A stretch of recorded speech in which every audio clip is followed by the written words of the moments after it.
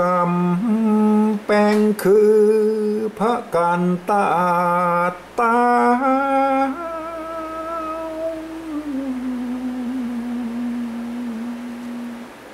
ฮือเลือกพวกข้าวไผ่มาถนนนอกคู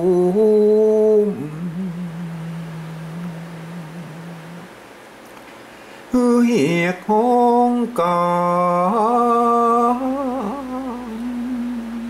เสียม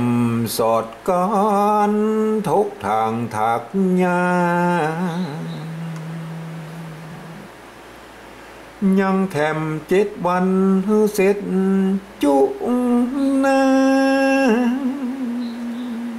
อย่าไก่กาหลวงล้ำมหาลาภาถูกเข้าวันนั้นเศร้าแม่นมันนำวานกันว่าสั่งแล้วก็เฮงจัดการจอมนักทานปลามิงห้องเสด็จ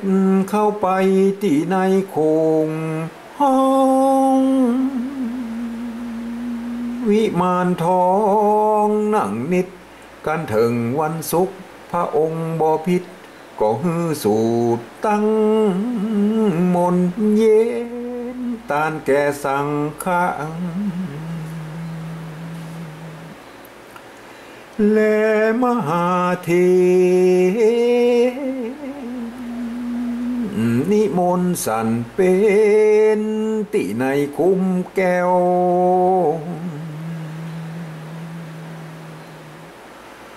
กันถึงวันเสาร์ปุ้งมาผ่านแพ้วเป็นวันมังกละจักภาพดาพิเศษลูกฮักทำขวัญเจ้าหกโอมจักลดน้ำ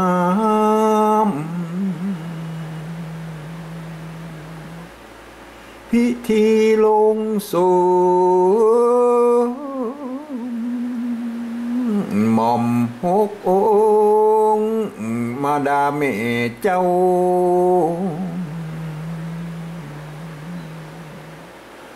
ก็เฮียกันที่เป็นเก้าเงาเลี้ยงกันมาทัดนั้นยกต้นใบสีนมแมว7 จันขานตอกตั้งผ่านย้องเอาหัวหมูเจ๊กใส่ถาดลงก่อน12 หัวยองใส่คันครบถ้วน12 หัวยองใส่คันครบถ้วนและนายฮือ